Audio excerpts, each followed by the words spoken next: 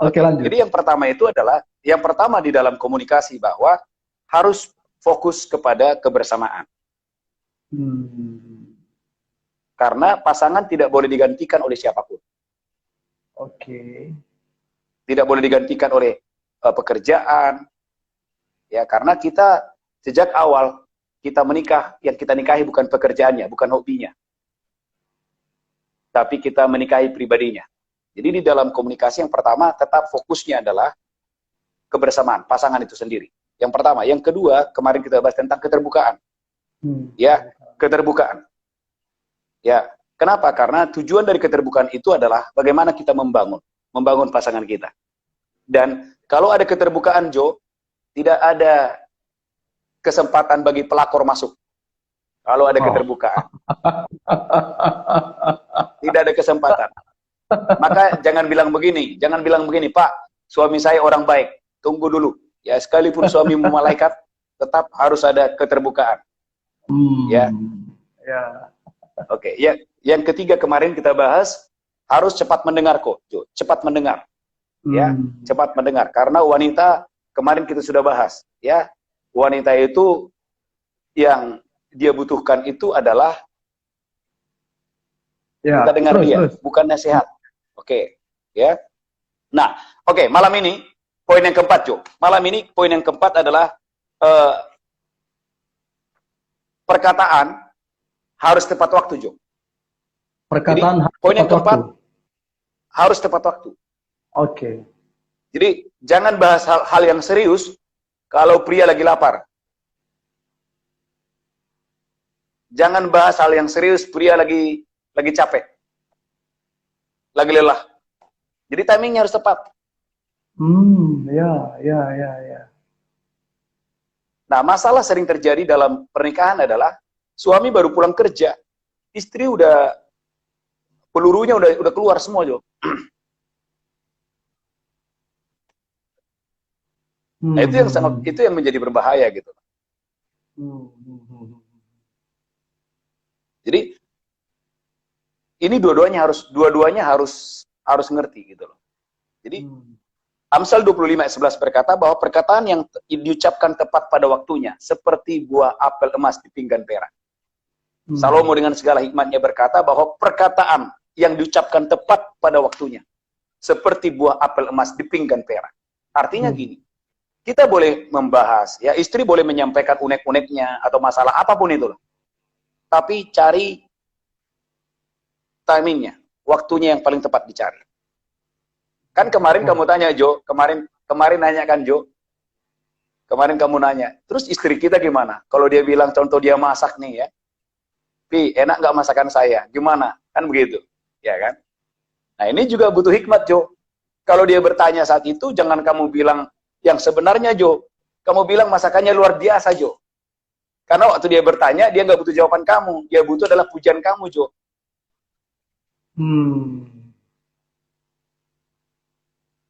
Ya. Jadi, cari waktu yang tepat. Ya. Jadi, waktunya harus tepat, Jo. Ada yang mau kamu tanyakan, Jo? Ini masalah Gimana, waktu. Om? Ada yang kamu tanyakan masalah waktu? Bagaimana itu kalau sifatnya urgent? Oke, kalau itu sangat penting, itu harus disampaikan. Tapi kan tentu, pastikan dulu bahwa kita bisa melihat, sekali lagi, komunikasi itu, Jo, bukan hanya mulut, Jo. Bukan hanya kata-kata, tapi komunikasi itu juga kan bahasa tubuh, Jo. Nah, yang sering menjadi masalah itu adalah kadang-kadang pasangan kita tidak peduli di situ, gitu loh. Karena tadi, kan wanita itu punya prinsip, Jo, yang penting gua ngomong nih, ya kan? Karena kalau saya ngomong, saya sudah puas. Nah, itu yang berbahaya, gitu loh.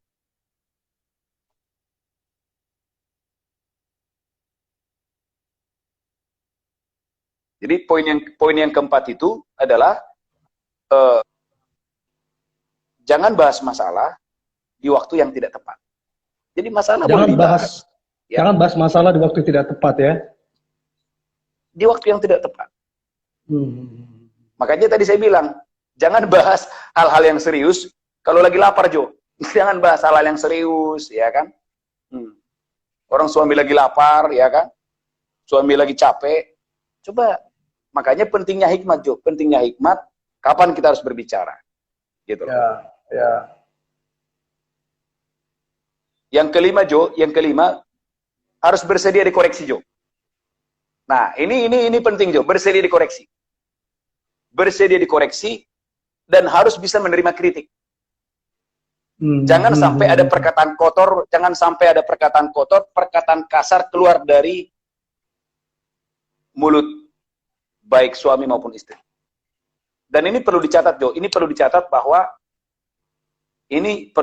Jo. Ya, hindari kata-kata contoh kita bercerai saja. Itu hindari. Jangan sampai itu pernah keluar dari mulut. Itu yang sering terjadi kan? Ya. Ada satu perkataan yang pasangan kita nggak mau dengar itu. Apa itu? Kita bercerai. Ya. Jangan pernah keluarkan itu dari mulut kita. Kita bercerai. Jadi semarah apapun, ini harus dipegang dulu. Bahwa pernikahan itu adalah sakral. Pernikahan itu adalah ikat janji. Jadi jangan pernah keluar dari mulut, kita bercerai. Jangan pernah keluar dari mulut nih, Jo. Ya kan? Mantan saya kayaknya lebih baik dari kamu. Aduh, bahaya, Jo. Itu jangan sampai loh, Jo.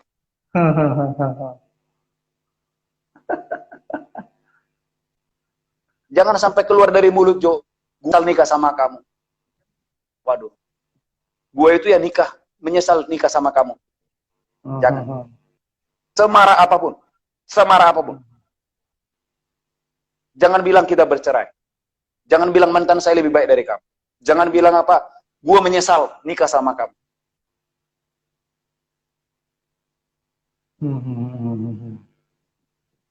Makanya itu yang saya bilang tadi, Jo. Jangan menikah karena terpaksa. Jangan menikah karena kasihan. Karena banyak orang sebelum menikah dia belum pulih. Ketika di pernikahan, itu semua unek-unek hatinya dikeluarkan semuanya. Itu yang berbahaya. Saya ulangi sekali lagi. Banyak orang sebelum menikah belum pulih. Ketika sudah menikah, itu unek-unek hatinya semua dikeluarin. Dia bilang, dia ngomong, saya sebenarnya karena kasihan aja nikah sama kamu. Karena terpaksa aja. Astaga. Makanya gini loh. Saya tidak setuju penjodohan kalau memang si anak memang tidak suka. Jadi kalau contoh dasar anaknya tidak suka, jangan orang tua paksakan anakmu menikah kepada pilihan orang tua. Karena itu bisa menjadi problem di dalam pernikahan. Jadi jangan sampai bilang begini, sebenarnya gue nggak mau nikah sama kamu. Cuman karena orang tua aja. Bagus enggak menikah dengan pilihan orang tua?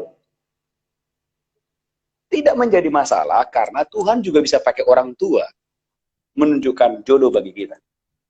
Tapi kalau memang Anda tidak, jangan dipaksakan. Saya ulangi, kalau memang Anda tidak suka dan Anda memang berdoa bukan dari Tuhan, jangan dipaksakan. Karena mohon maaf, banyak anak menjadi korban karena otoritas daripada orang tua yang berlebihan. Makanya ini orang tua harus dengar nih, orang tua harus dengar. Orang tua boleh memberi masukan, orang tua bisa memberi nasihat. Tapi berbicara pernikahan itu tetap harus pilihan daripada anak, bukan pilihan orang tua. Karena yang dinikahi kan bukan orang tua. Ya.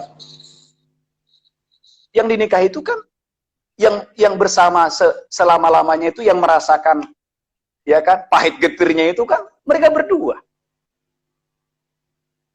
Gitu loh. Jadi itu yang saya bilang tadi, jangan sampai nanti di kemudian hari di dalam pernikahan akhirnya itu terucap dari mulut. Sebenarnya kamu itu bukan pilihan saya.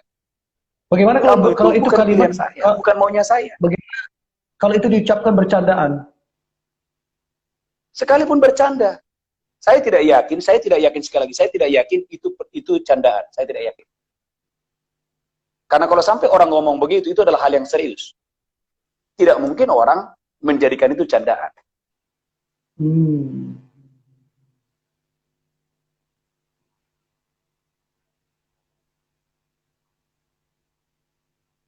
Ya.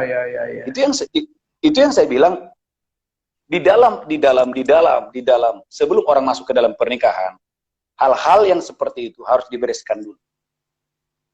Supaya jangan luka itu dibawa ke pernikahan. Makanya selalu saya bilang, pria yang terluka, wanita yang terluka, kalau dinikahkan, lahirlah keluarga baru, keluarga yang terluka.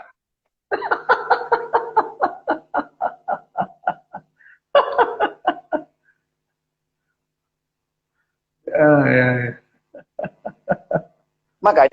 Makanya penting sekali, Jo. Karena gini, banyak orang juga ingin menikah, tapi belum bisa move on dari pasangannya. Bagaimana coba? Dia ingin menikah, tapi kisah 5 tahun yang lalu masih tersimpan.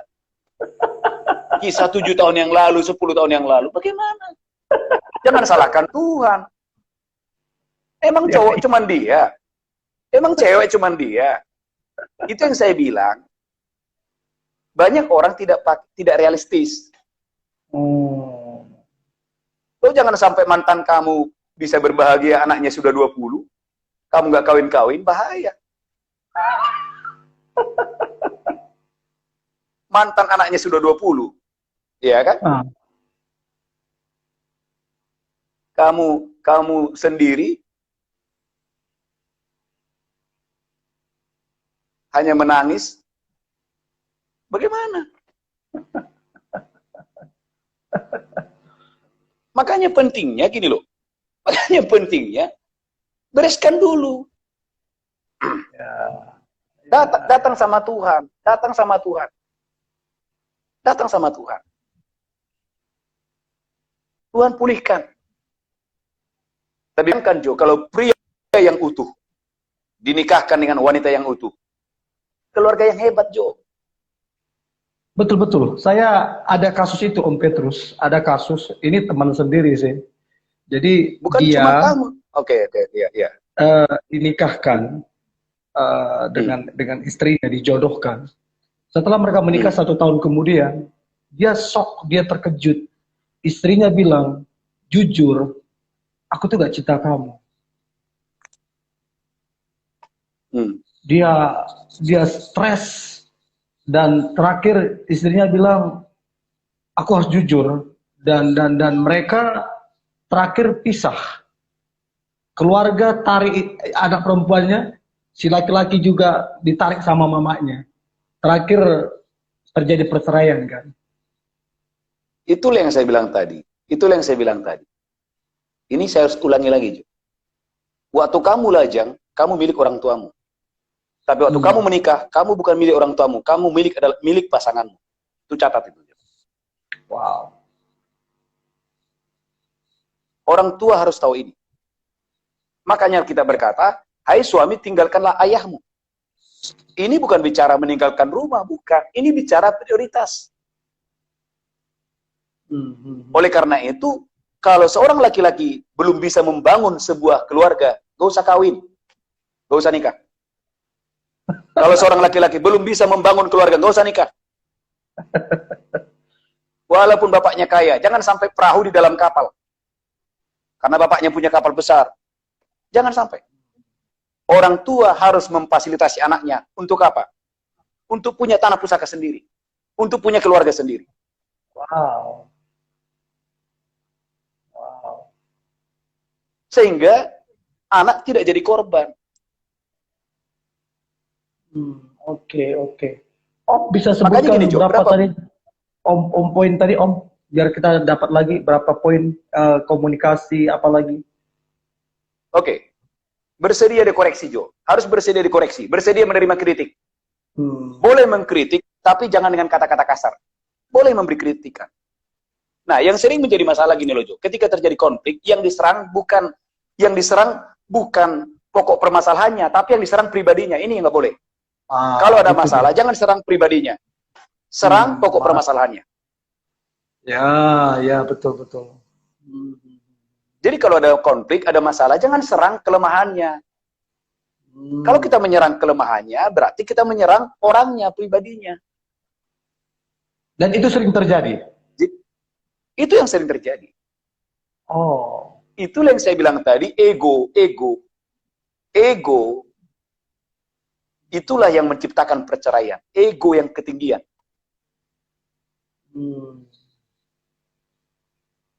Ego. Tidak mau ngalah. Suami istri pinginnya, kamu dulu yang minta maaf. Kan kamu yang salah.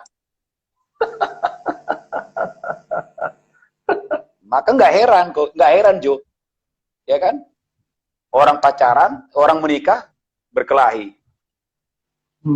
Suami menghadap tembok kiri, istri menghadap tembok kanan, iblis tidur di tengah. Itu dia.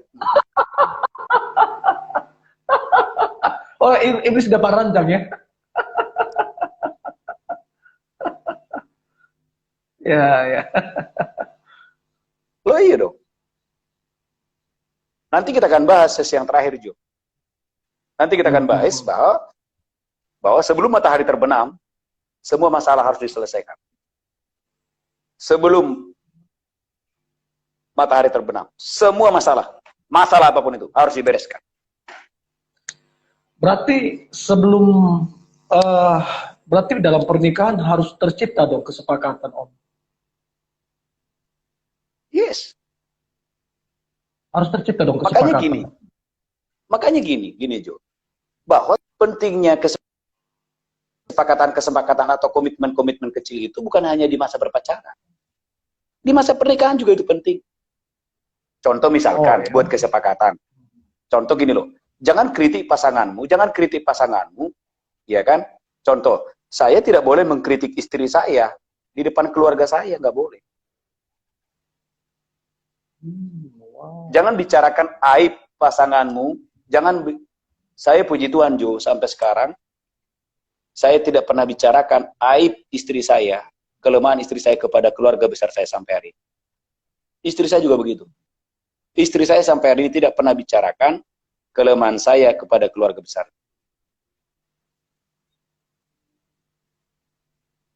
Masalah boleh ada. Kalau mau berantem pakai ring, silakan. Mau duel, silakan. Tapi jangan sampai aib keluarga kamu kasih tahu kepada orang tua, kepada keluarga. Makanya begini, banyaknya pernikahan hancur adalah karena apa? Ada intervensi orang ketiga. Itu bisa mertua, itu bisa saudara dari istri, saudara dari suami. Oh, berarti kalau kita bicarakan aib istri kita atau suami, itu jadi problema ya? Oh, itu nggak boleh. Bukan problema, memang tidak boleh. Tidak boleh. Tidak boleh.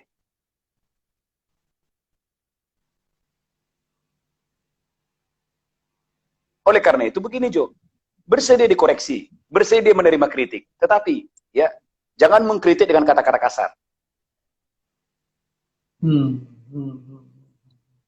Kemudian cari tadi waktu yang tepat, ya kan?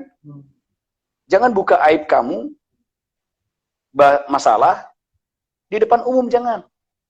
Makanya penting komitmen kecil Jo. Contoh misalkan, ya boleh berantem Jo, tapi berantamnya jangan di jalan. Jangan berantamnya di bandara. Ya kan? Jangan berantamnya di mall. Malu. Kalau mau berantem, masuk kamar berdua. Kunci kamarmu kalau mau berantem. Sebelum berantem, berdoa dulu. Nah. Dan doanya jangan 1 menit. Doanya 2 jam berdoa. Saya yakin tidak jadi berantem, Jo. Oh, wow. Wow. Jadi, ini dulu Jo. Bersedia menerima kritik. Ini khususnya laki-laki, Jo. Laki-laki itu paling tidak bisa menerima masukan, Jo. Ini secara umum ya. Pria-pria itu paling susah menerima masukan, walaupun salah.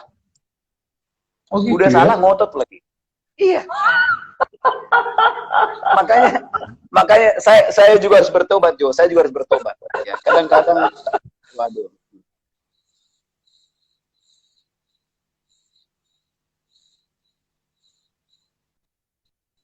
Ya, Nah, ya, maksudnya ya, di ya. sini ini penting, Jo. Maksudnya di sini bahwa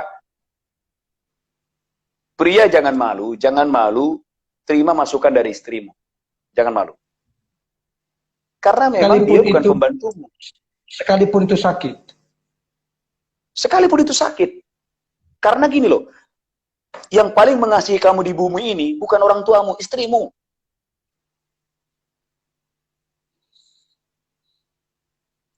Saya ulangi, yang paling mengasihi kamu di bumi ini bukan orang tuamu, istrimu.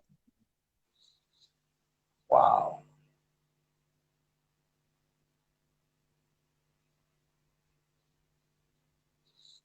Saya tidak ikat janji dengan ayah saya. Buktinya ayah saya, ibu saya udah pergi, udah tinggalin saya, Jo. Siapa yang akan mendampingi saya? Istri saya. Setuju, setuju. Jadi, begitu sakralnya pernikahan itu. Begitu luar biasanya pernikahan itu. Makanya Tuhan bilang, rahasia ini besar. Yang aku maksud adalah, Kristus mewakili mempelai pria, jemaatnya mewakili mempelai wanita. Makanya dasar pernikahan itu adalah kasih. Dasar pernikahan itu adalah apa? Kesetiaan. Kenapa kasih dasar pernikahan? Kenapa kesetiaan dasar pernikahan? Karena memang ada badai. Ada gesekan, udah pasti. Tapi karena ada kasih, kasih itu yang menutupi dosa. Kasih itu yang menutupi kelemahan. Kasih itu yang menutupi pelanggaran. Wow, wow. Maka seorang pria, kalau istri memberi masukan, belajarlah untuk mendengar, walaupun itu sakit. Tapi bagi wanita juga, ini penting juga. Tolong wanita-wanita, ibu-ibu, belajar menerima solusi. Jangan ngomong terus. Karena wanita itu, ini problem wanita, Jo. Kamu belum menikah, Jo. Problem wanita itu, kadang-kadang dia ngomong 3 jam, tapi tidak mau menerima solusi. Oh, setelah gitu. dia ngomong, dia tidur. Ya. Karena memang wanita itu hebat, Jo. Dia ngomong, jawabannya sudah ada, Jo. Nah, itulah hebatnya wanita.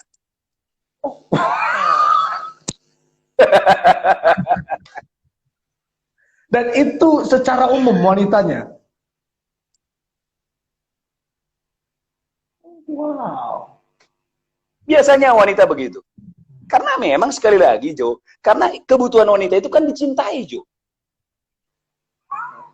Sebenarnya waktu dia ngomong, dia ingin menarik perhatian suaminya. Kan suaminya ke kantor, suaminya keluar. Jadi waktu dia ngomong itu sebenarnya dia nggak butuh solusi. Yang dia butuhkan itu adalah perhatian dari suaminya. Oh my goodness. Pujian dari suaminya. Emang benar itu kita bilang, memang rahasia ini Iya. besar. Iya. Coba kalau rumah bersih, istrinya bilang, "Nih, gimana rumah bersih tidak?" Ya kan? Kalau rumah kotor dia nggak bilang, "Nih, Pi, rumah kotor nggak?" Enggak. Kalau rumah bersih dia bilang, "Pi, rumah bersih tidak?" Supaya dipuji. Ya kan? Supaya dipuji. Oh, kalau rumah kotor mana ada? Kalau rumah kotor mana ada istri bilang begini, "Pi, rumah kotor kan?" Tidak ada. Dia nggak pernah bicara itu. Kalau rumah bersih, baju disetrika dengan bagus, dia kan cerita itu. Sesungguhnya kalimat Kursi ini meja, keluar. ya kursi meja, tempat tidur dirapikan, spray diganti. Dia kan cerita, spraynya bagus kan? Dia nggak sedang bahas spray.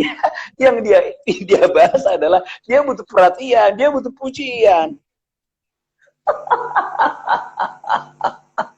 Makanya pria-pria makanya suami-suami jangan istri baru ngomong udah kasih jawaban. Istri belum selesai ngomong udah kasih solusi. Memang perempuan unik ya. Luar biasa. Ya, ya, ya, ya.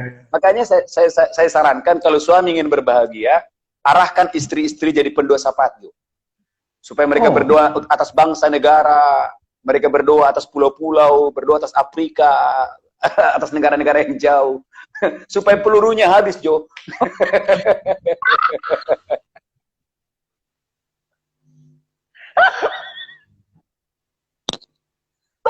Tapi memang Om, saya pernah dengar istilah bahwa satu hari laki-laki hanya mengeluarkan 15.000 kata. 5.000 kata. Sedangkan wanita satu hari mengeluarkan 35.000 kata. Pesan saya gini aja, Jo, pesan saya. Jangan kaget kalau hari ini Anda yang sedang berpacaran, kamu lihat pasangan kamu pendiam. Jangan kaget. Ah, maksudnya gimana tuh? Jangan kaget waktu masa berpacaran dia pendiam, Jo.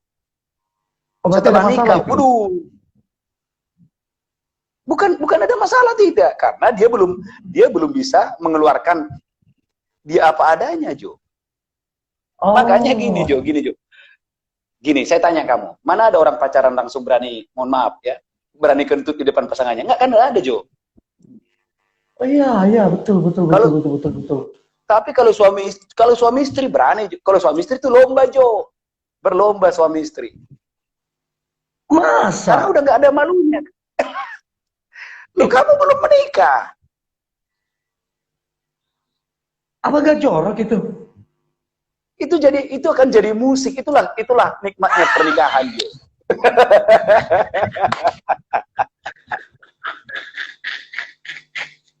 Dan itu betul-betul terjadi di Om Petrus. Artinya apa? Artinya saya nggak bicara itu. Yang saya ingin sampaikan bahwa banyak orang berpacaran itu pakai topeng, Jo.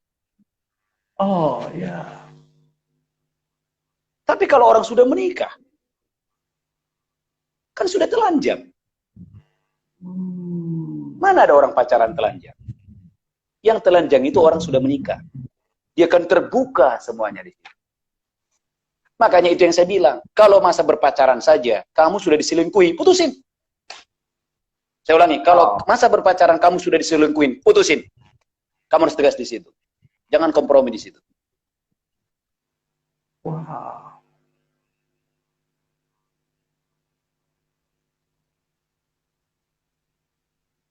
Ya.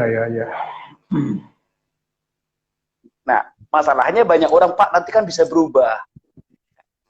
Pak, nanti bisa berubah. Gitu loh.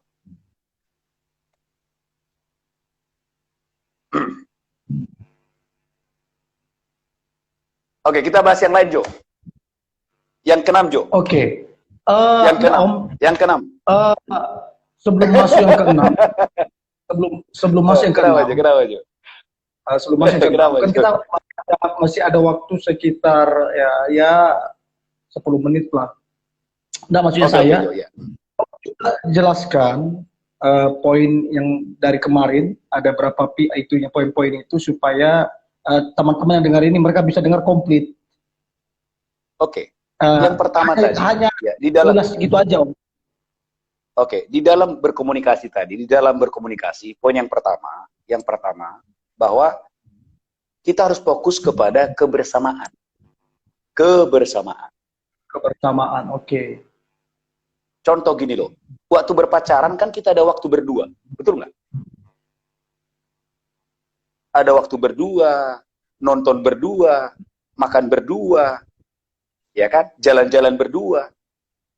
Ini tidak boleh hilang setelah menikah. Oh ya. Itu poin yang pertama. Tidak boleh hilang. Supaya jangan sampai muncul ada celah bagi pelakor-pelakor, Jo. Cinta itu nggak jatuh dari langit, Jo. Cinta itu dipupuk, Jo. Oh, cinta itu dipupuk. Dipupuk. Oh, bagus tuh untuk quotes itu. Oke. Bukan kalau kita bilang apa yang ingin orang pasanganmu berikan kepadamu, lakukan terlebih dahulu. Oh iya, betul betul betul. Artinya begini. Pernikahan itu saling mempengaruhi. Maka jangan heran, ada orang, dulu waktu remajanya biasa-biasa. Tapi setelah menikah menjadi ibu yang luar biasa. Kenapa? Karena dia dipengaruhi oleh suaminya. Tapi sebaliknya, ada orang waktu lajangnya hebat, Jo. Setelah menikah, jadi terjun bebas. Kenapa? Karena dipengaruhi oleh pasangannya juga. Ya. Jadi pernikahan itu Jo saling mempengaruhi. Bisa bayangkan, pagi ketemu, siang ketemu, sore ketemu, pasti saling mempengaruhi. Yang awalnya kita tidak suka cabai, bisa jadi suka cabai. Yang awalnya pasangan kita tidak suka makanan Padang, bisa jadi suka. Itu kebersamaan tiap hari. Jadi maksudnya begini, jangan anggap enteng, Pak. Kan kita kalau sudah menikah, kan dia sudah milik kita. Hati-hati loh.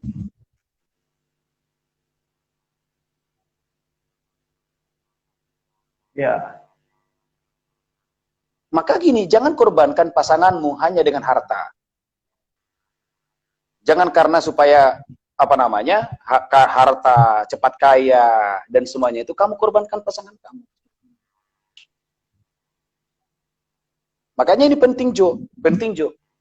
Pasangan itu tetap harus seimbang dalam segala hal.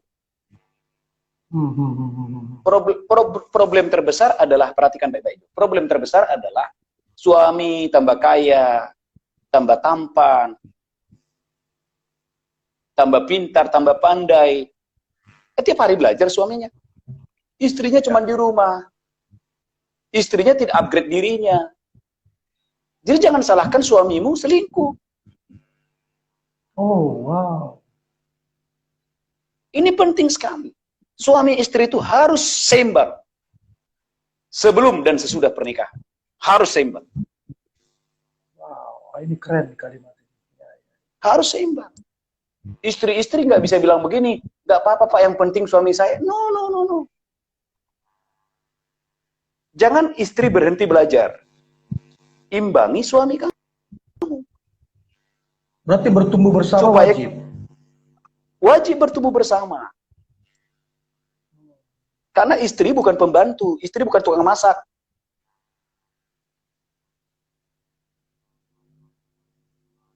Yang sering menjadi masalah adalah banyak orang setelah menikah, sebelum menikah dia sangat menghargai pasangannya. Tapi setelah menikah, dia tidak menghargai pasangannya.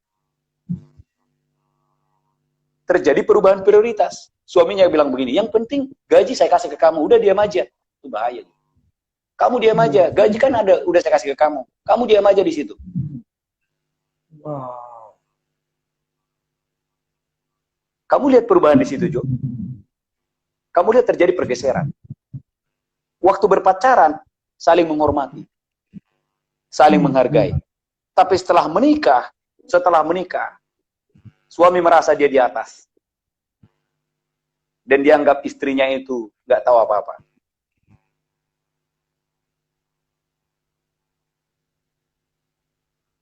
Dan itu sering terjadi memang. Yes. Oleh karena itu begini, dua-duanya harus bertumbuh.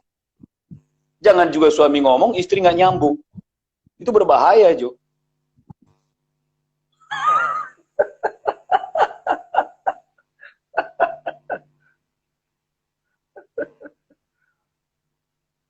Ya. Jadi gini, istri harus pandai di sini. Kamu harus berdoa supaya suamimu tetap menghormatimu seperti di masa-masa berpacaran. Sekalipun dia sukses, sekalipun dia kaya, kamu tetap pastikan bahwa respeknya dia ke kamu bukan turun, tapi tambah naik. Sekalipun bertambah kaya. Makanya ini penting, Jo. Laki-laki harus bertobat, suami-suami harus bertobat. Kamu sukses bukan karena kamu hebat. Kamu sukses karena ada istri yang berdoa di rumah untuk kamu. Yes. Setuju.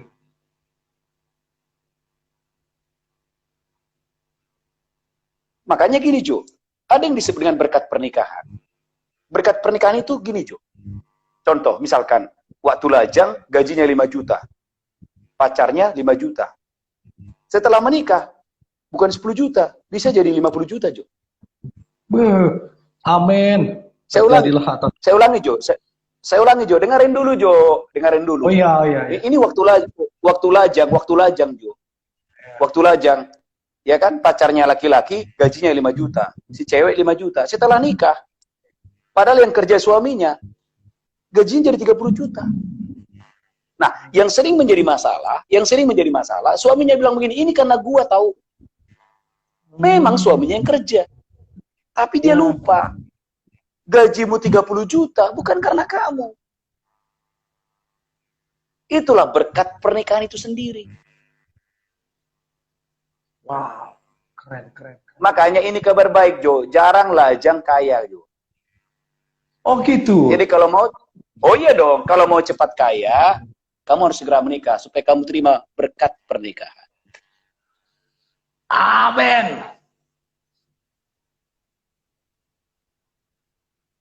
Termasuk perempuan-perempuan. Perempuan jangan berpikir begini, ah, saya lebih nyaman begini. Itu egois. Tanpa tidak sadar. Tanpa tidak sadar kamu mengecilkan Tuhan. Ya. Kamu percaya setelah kamu menikah, kamu bisa lebih kaya dari yang hari ini. Wow. Hmm. Oke, jadi yang pertama itu Jo bahwa kebersamaan, pengenalan pribadi pasangan kita, pengembangan pribadi pasangan kita. Jadi penting sekali suami istri itu harus saling membangun, harus bertumbuh bersama-sama. Jangan waktu pacaran komunikasi nyambung, setelah nikah udah nggak nyambung. Kenapa? Karena suaminya berhenti mengupgrade istrinya. Dan istrinya juga berhenti belajar. Ini termasuk dalam segala hal. Ini khususnya perhatikan baik-baik, khususnya para pria-pria. Ya. Contoh kayak kamu sekarang kan, kamu nanti dompetnya makin tebal, Jo, wajahmu juga beda, Jo. Kamu akan lebih tampan setelah nikah, percaya sama saya. Amin. Ini saya ulangi, Jo, ya. Kamu nanti akan lebih tampan setelah nikah. Ya kelihatan ini kayak Om Petrus kan. Kok lebih Iya, tampan? kenapa? Dengar dulu, kenapa lebih tampan? Karena ada yang merawat, ada yang mengurus, ada yang menjaga, ada yang mendoakan. Jadi Nah, yang sering menjadi, dengar dulu Jo, yang sering menjadi masalah, suami tambah tampan, tambah pintar, tambah dipakai Tuhan, istrinya jauh ketinggalan.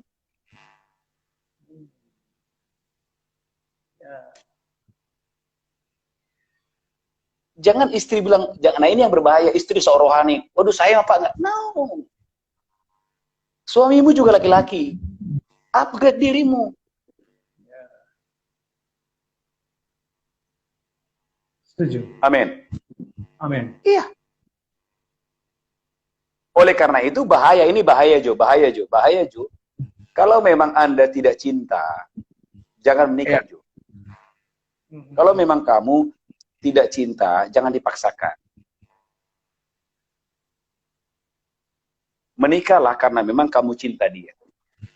Supaya suatu hari kamu tambah kaya pun, tambah diberkati pun, tambah sukses pun, pernikahan kamu tetap awet.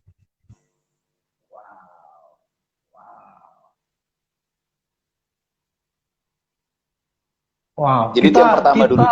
Yang kedua Jo, keterbukaan tadi, keterbukaan. Ya, keterbukaan. Keterbukaan itu tidak bisa ditawar. Ya, pentingnya suami istri harus terbuka. Ya, keterbukaan. Terbuka dalam segala hal.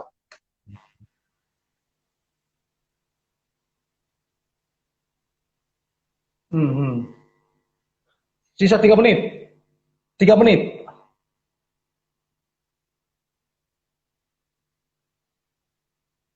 Haleluya. Oke. Hmm. Teman-teman, ada sedikit gangguan teknis lagi nih signalnya.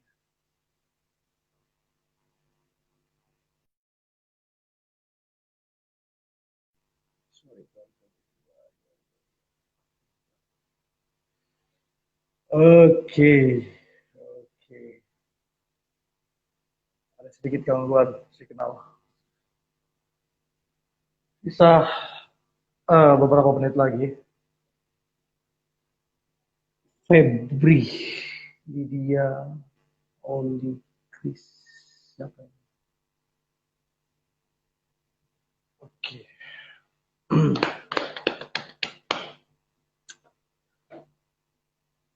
Teman-teman ada nomor telepon di sini, 0812 22 74 02 20. Silakan dihubungi yang mau bertanya, yang mau konseling, silakan hubungi nomor ini 24 jam. Oke. Jadi saya kira ini sudah. Oke.